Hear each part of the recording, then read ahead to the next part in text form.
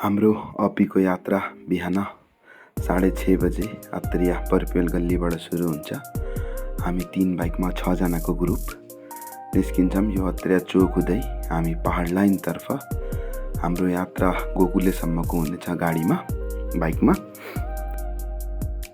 हामीलाई 3 जना जोइन गर्न चाहिँ माथि वेट गरेर बसिरहेको थिए। यो हामी गोदावरी पुलमा बिहान एउटा फोटो जानुभन्दा अगाडिको, त्यहाँबाट हामी सिधै निस्किन्छौँ। लगातार सँगै बाइकमा जाँदै यो मनमोहक दृश्य हेर्दै हामी पहाड डाँडाकाँडा हेर्दै बाइकमा रमाउँदै हामी यो डडेलधुरा बजार पुग्छौँ। हाम्रो डडेलधुरा बजारमा हाम्रो दिउँसोको खाना हुन्छ।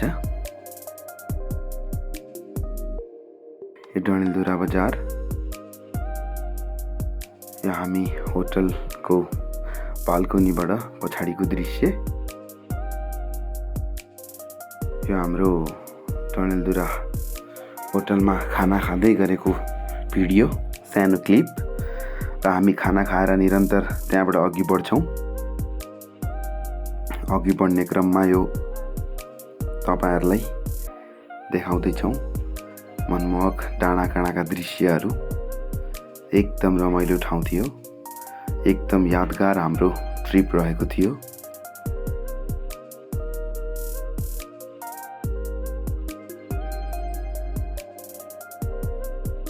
यो हाम्रो पाटन पुग्दाखेरिको दृश्य, यो पाटन एयरपोर्ट रनवे। हामी एकछिन बाटोमा रोक्दै फोटो खिच्दै गएका थियौँ। अब त्यो सबै देखाउन असमर्थ छौँ। यो हामी बैतडी पाटनमा एकछिन नास्ता पानी सानी खानलाई, नास्ता गर्नलाई रोकेको थियौँ। त्यहाँबाट हामी निरन्तर अगाडि बढ्यौँ, डाँडाकाँडा हुँदै दृश्यहरू हेर्दै। हाम्रो ब्यागमा पछाडि अलिकति ब्याग खसिरहेको हुनाले मिलाउनलाई रोकेको थियौँ। त्यसपछि यहाँ हाम्रो योगेश भाइ र लाली भाइ। हाम्रो यात्रा निरन्तर अगाडि बढ्यो। त्यहाँबाट पहाडका मोडहरू हुँदै डाँडाकाँडा आकाश हेर्दै हामी निरन्तर अगाडि बढ्यौँ।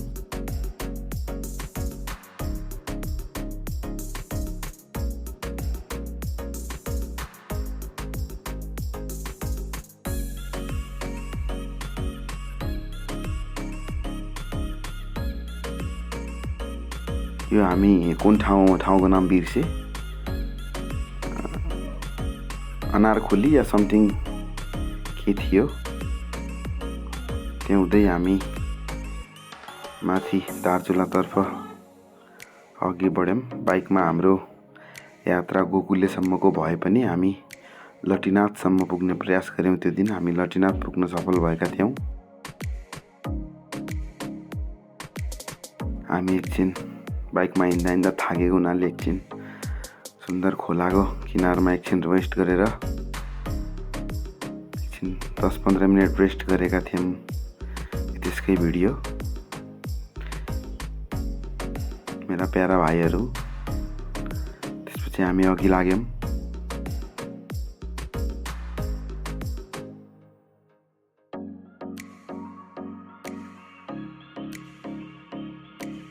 यो रोडबाट देखिने दृश्य अति नै दामी थिए।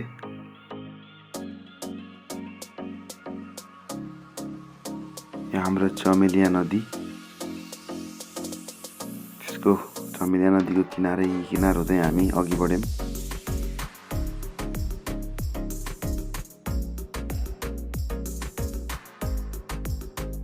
निकै नै सुन्दर दृश्यहरू थिए।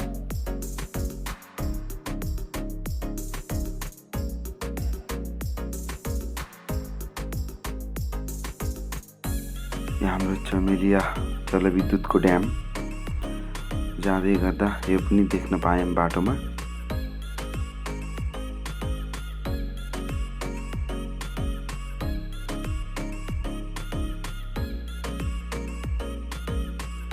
बाटो कतै पिच रोड कतै ग्राभल हुँदै हामी यो राति लटिनाथ पुग्यौँ। हामीले बाइक चाहिँ यतै चौकीमा छोड्ने निदो गरेको थियौँ, अलिकति सेफ हुन्छ भनेर हामी चाहिँ आफ्नो बाइकहरू माथि चौकीमा राख्यौँ प्रहरीसँग कुरा गरेर। अनि त्यसपछि हामी मकरी घाट रातिको भिडियो चाहिँ छैन, यो बिहान नास्ता गर्दाखेरि हामी ट्रेकिङमा निस्किनुभन्दा अगाडिको नास्ता गर्दाखेरिको भिडियो।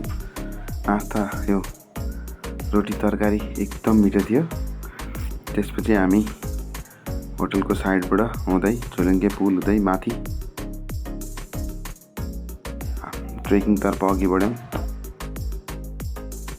मकरी घाट बजारको दृश्य एक मोडमाथिबाट निरन्तर हामी हिँड्यौँ। त्यसपछि बाटो निकै अप्ठ्यारो, उकाली ओह्राली, धेरै थकान हुने बाटो।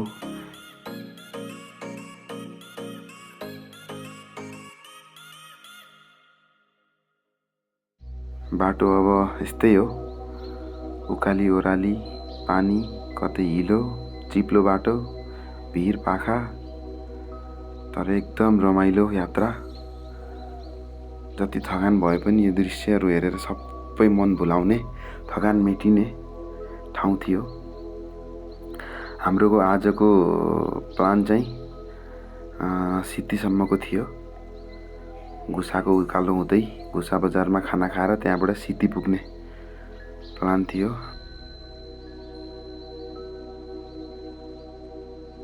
हामी हिँड्दै थकाइ मार्दै यसरी नै साँझ सिद्धि पुगेका थियौँ।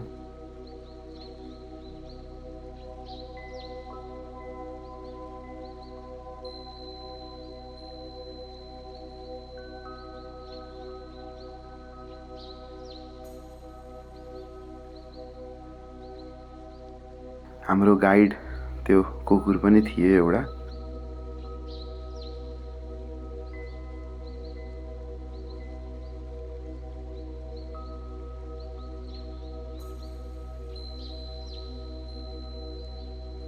यहाँ धारामा पानी खाएर यहाँबाट हामी यो घुसा गाउँ पुग्नुभन्दा अगाडिको उकालो, यो उकालो चाहिँ अति नै ठाडै हुने निकै थकाउने उकालो थियो। तैपनि हामी निरन्तर हिँड्यौँ। उकालो चाहिँ अलि गाह्रो नै थियो त्यहाँको, तर त्यहाँ माथि पहाडबाट हिँड्दै गर्दा यो दृश्यहरू एकदम मनमोहक दृश्यहरू थिए।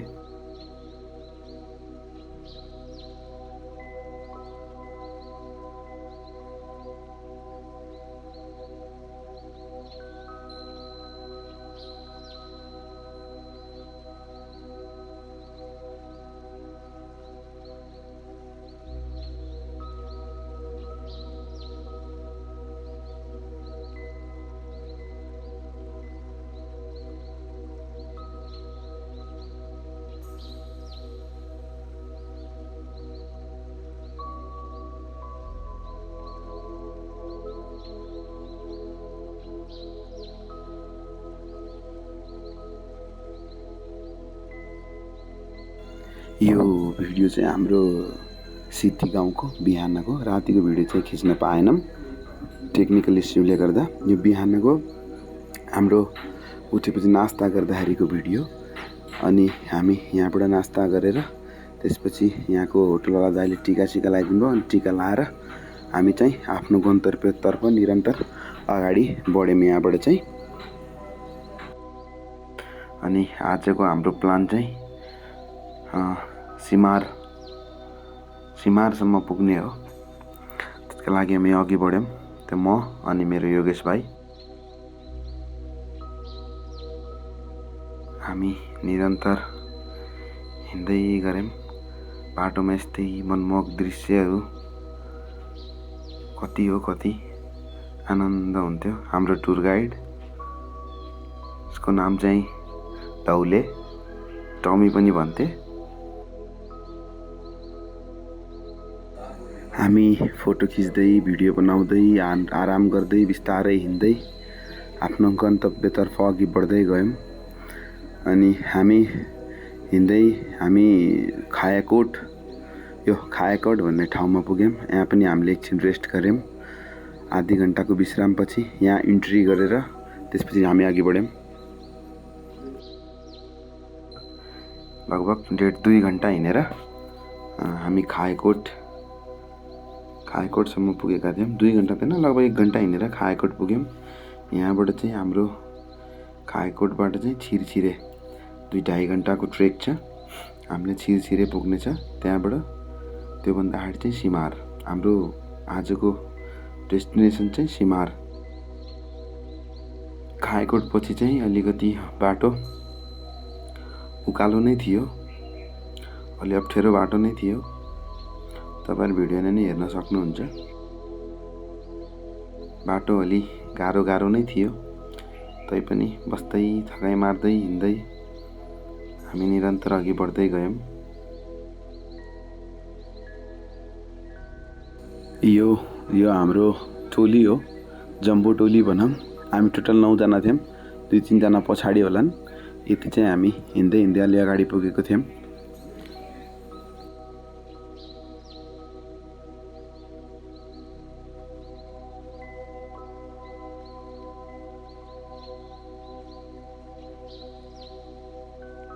पानीको बाटोमा अलिकति बोतल चाहिँ बोकिराख्न पर्ने हुन्छ। पानी खानलाई भए पनि यस्तै नदी नाला झरनाबाट थाप्दै खाँदै। बाटो चाहिँ यस्तो नै हो है, भिर पाखा, अलि अप्ठ्यारो बाटो, चिप्लो, कतै चाहिँ राम्रो, कतै अलि अप्ठ्यारो नै। यस्तै बाटो हुँदै हामी छिरछिरे पुग्यौँ। त्यसपछि हामी निरन्तर अगाडि बढ्यौँ। हामी निरन्तर रेस्ट गर्दै अघि बढ्दै हिँड्दै गर्दा हामी सिमार पुग्यौँ। हामी सिमार लगभग 3:30 समथिङ 4 बजीतिर पुगेको थियौँ। हामीले अनि यतै बस्ने निदो गऱ्यौँ। हामीले खासमा डेस्टिनेसन जानुपर्ने चाहिँ धौलियोडार थियो। अब 4 बजिसकेको हुनाले अलिअलि पानी पनि पर्ने जस्तो, बाटो चिप्लो अनि लाइटको पनि व्यवस्था त्यस्तो नहुने हुनाले यतै खानासाना खाएर यतै बस्यौँ। हामी बस्ने कोठा चाहिँ यही हो, अलि कोठा चाहिँ सस्तो नै थियो भनौँ।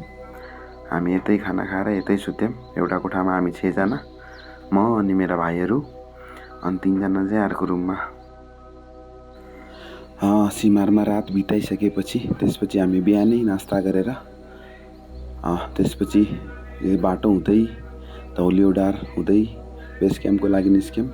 यहाँ चाहिँ बाटोबाट चाहिँ हिमालको दृश्यहरू देख्न सकिन्छ। सिमारबाट चाहिँ अलि बाटो चाहिँ ठाडो उकालो नै छ, अलि अप्ठ्यारो बाटो नै छ।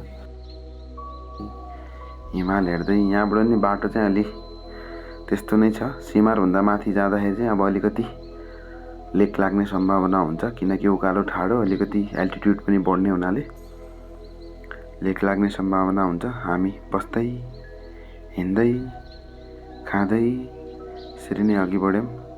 बाटोमा जाँदाखेरि चाहिँ जति थकान भए पनि यस्तो दृश्यहरू देखिँदा सबै थकान बिर्सिने भइरहेको थियो हामीलाई नि।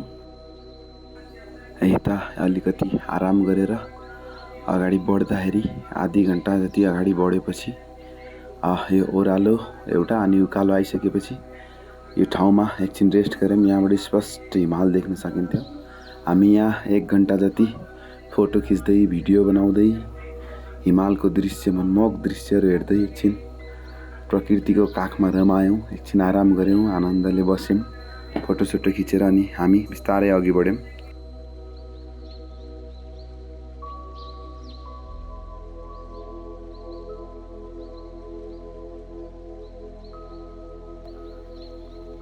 यहाँबाट लगभग 1.5 घन्टाको हिँडाइमा हामी धौलियोडार पुगेका थियौँ।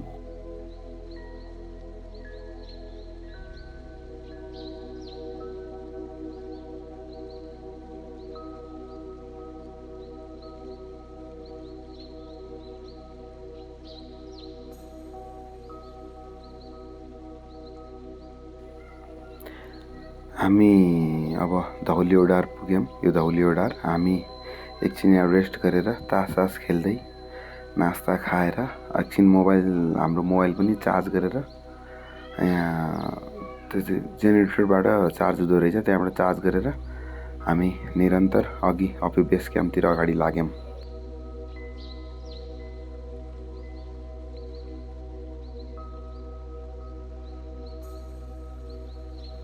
धौलेवडारबाट चाहिँ हामी 1.5 घन्टा हिँडेर उकालो उक्लेर त्यसपछि हामी अभी बेस क्याम्प पुगेका थियौँ। हामी खोला नाला तर्दै यो बादल र कुहिरोले ढाकेको फाँटमा हिँड्दै चिसो मौसम थियो। त्यसपछि हामी बेस क्याम्प पुग्यौँ। अलि चिसो नै हुने हुनाले अलि चिसो नै थियो, त्यही भएर हामी आगो बालेर तातो पानी खाँदै आगो ताप्दै एकछिन रमाइलो गर्दै गाना गाउँदै बस्यौँ।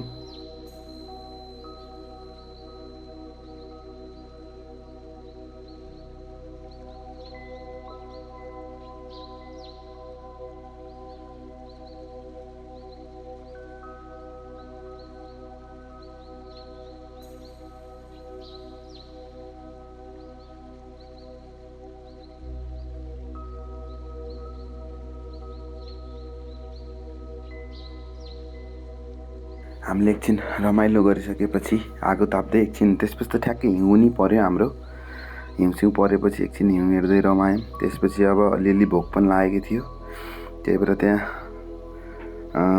होटलवाला दाइसँग कुरा गरेर हामीले मुर्गा नि मार्यौँ र दुईवटा कुखुरा मार्यौँ। त्यो अलिकति चक्कु नलाग्दो रहेछ, त्यही भएर 3 चोटि हान्न पर्यो। काट्ने चाहिँ मै हो। अनि त्यति मुर्गा मारेर त्यहाँ अलि सफा चाहिँ दाइले गरिदिनु भयो। त्यसपछि आफै बनाउनु पर्यो। हाम्रो कटिङमा चाहिँ हाम्रो यो सागर भाइ, गौरव भाइ, अनि त्यसपछि लाइटमा चाहिँ म, अनि सेपमा चाहिँ हुनुहुन्थ्यो मदन भाइ, त्यसपछि हाम्रो योगेश भाइ, कुशल, अनि अर्को अमन, अनि मसला पिस्ने काममा चाहिँ हुनुहुन्थ्यो हाम्रो लाली भाइ। अनि त्यसपछि यो बिहानको दृश्य, हामी खाना खाएर सुतेपछि बिहान उठेपछिको दृश्य, चारैतिर हिउँ परेर आनन्द थियो। चारैतिर हिउँले ढाकेको कस्तो मनमोहक दृश्य थियो। बादल लागेका कारण अलिकति आकाश नखुलेका कारण हामीले यो अपी हिमाल चाहिँ पुरै क्याप्चर गर्न पाएनौँ क्यामेरामा।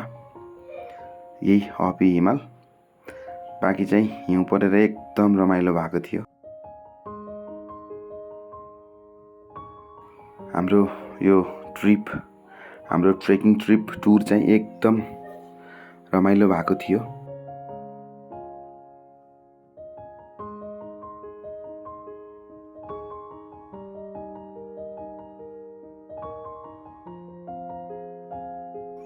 हामीले एकछिन स्नोम्यान नि बनाएको थियौँ। अब खासै राम्रो त भएको थिएन, तैपनि फ्याटफुट जाने जतिको अलिअलि बनाएका थियौँ। फोटोमा पनि देख्न सक्नुहुन्छ चुरोट खाँदै गरेको स्नोम्यान। त्यसपछि हामीले अलिअलि फोटोसोटो क्याप्चर गर्दै हामी त्यही दिन तल झऱ्यौँ। धन्यवाद।